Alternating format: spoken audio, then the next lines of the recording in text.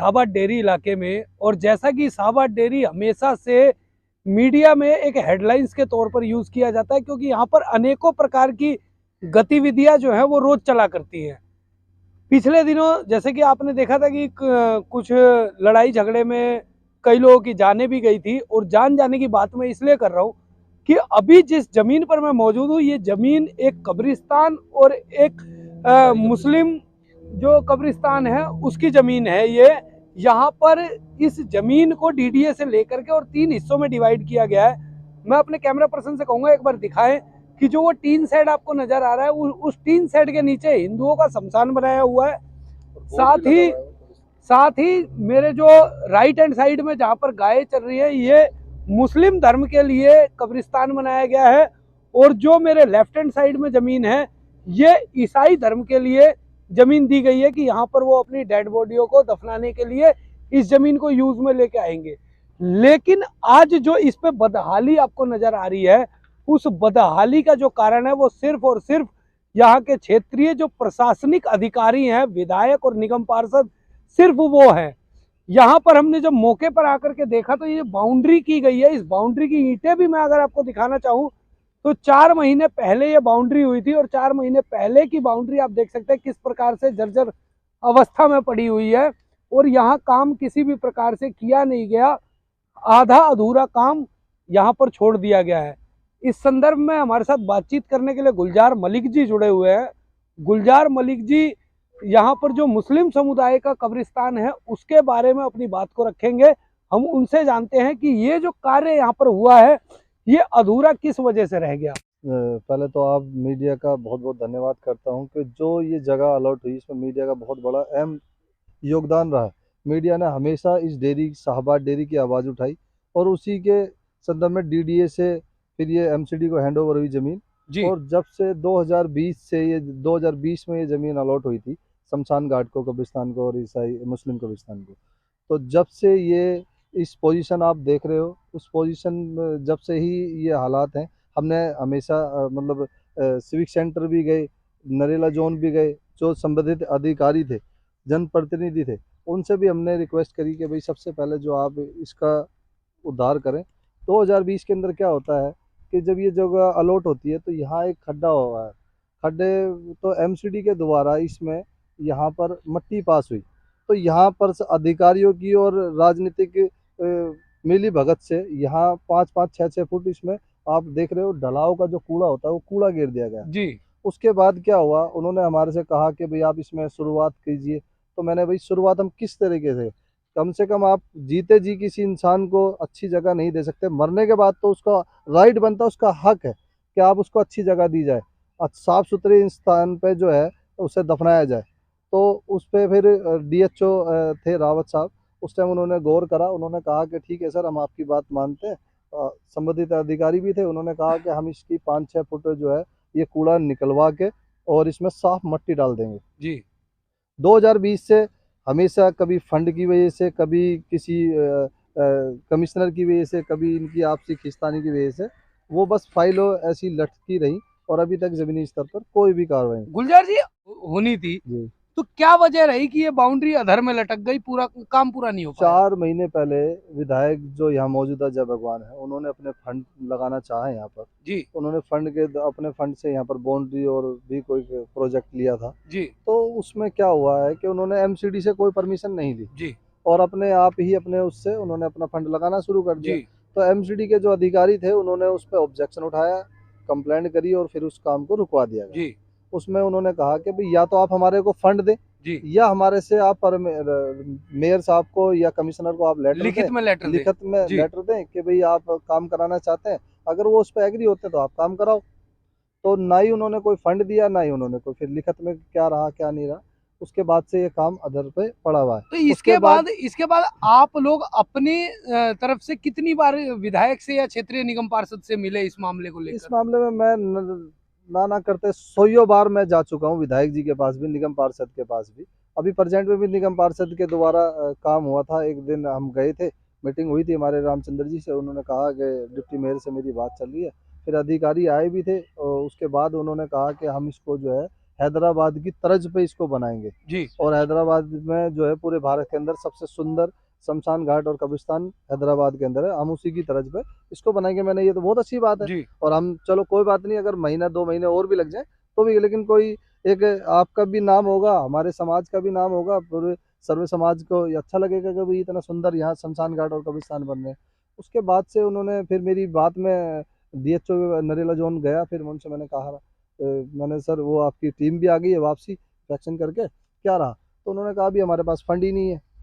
तो उसके बाद से ये काम फंड का अगर हवाला देकर के काम हाँ, को रोक दिया काम गया। को रोक दिया गया। अब आप चैनल के माध्यम से प्रशासन से क्या मांग करते हैं? मैं चैनल के माध्यम से ये चाहता हूँ कि यहाँ देखो गरीब लोग हैं और गरीब बस्ती के लोग, आपको पता है कि ये अपना वो वाली बात है कि रोज कुआं खोदना और पानी पीना। जी ये बेचारे मजदूर लोग हैं। अब हमारे यहाँ जो है इनको बाईपास जाना पड़ता था, बाईपास से भी आगे बुराड़ी जी ईसाइयों को, और हमारे मुस्लिम समाज को जो है बाईपास पे मुकर्रर की है।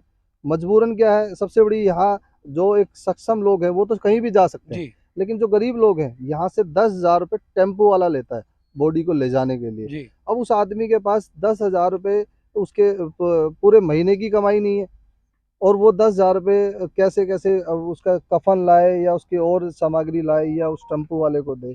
तो इसके लिए हमने प्रशासन से काफ़ी गुहार लगाई कि आप और भी कुछ मत करो, बाउंड्री वगैरह भी नहीं करते तो आप इसका कूड़ा निकलवा के इसमें मिट्टी डाल दो ताकि हम काम अपना स्टार्ट कर दें। जी तो बस उसके बाद उन्होंने कहा ठीक है।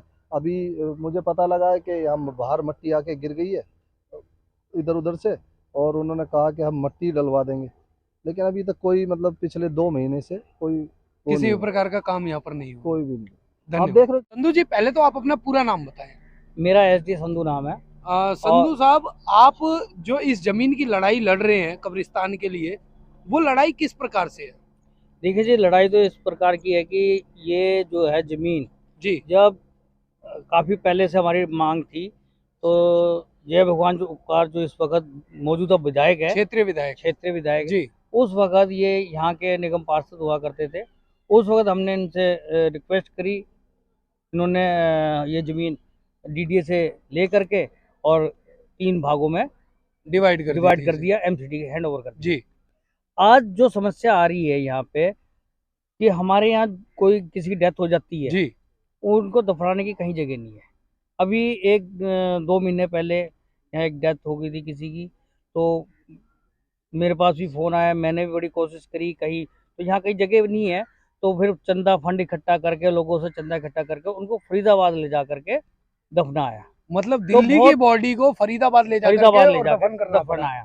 जी अभी जस्ट मेरे ख्याल से हफ्ता 10 दिन पहले किसी डेथ हुई, तो यहाँ वो आए, तो मेरे पास फ़ोन आया, मैंने कहा अभी तो दफनाई हो नहीं सकती यहाँ पे, जी और कहीं है भी नहीं। फिर वो पंडित जी से यहाँ बात करी कि भी यहीं पे हम अपना मतलब कि संस्कार करवा लेते हैं, तो उनको मजबूरन यहाँ संस्कार कराना पड़ा।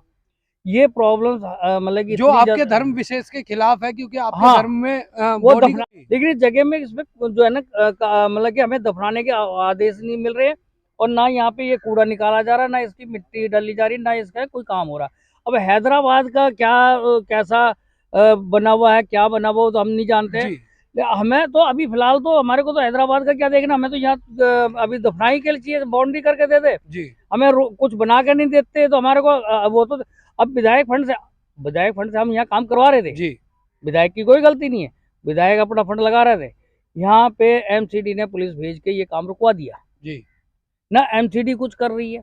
एक हमारे MCD के DHO साहब है आनंद, उन्होंने बड़ी प्रयास करे, बहुत कोशिश करी, वो हमारे साथ बहुत लगे रहे, लेकिन फिर भी ये अभी फाइल चली रही है। हम CV सेंटर के या डिप्टी मेयर के भी होके आए, लेकिन इसकी जो है ना अभी तक कोई सुनवाई नहीं हो रही है। कहीं से प्रेशर पड़ता है, यहाँ आ जाते हैं, देख जाते हैं, फिर जो इनके अफसर आते हैं, फिर वो कोई कुछ कहता है, कोई कुछ कहता है, फिर अच्छा ये होगा वो होगा, ऐसे करते करते लगभग मेरे ख्याल से 3 साल तो हो गए। 3 पूरा साल कोरोना काल निकल गया। जी ये कोरोना काल में हमारे को दिया गया था, पूरा कोरोना काल निकल गया, और आज तक यहाँ कुछ भी नहीं हो रहा है।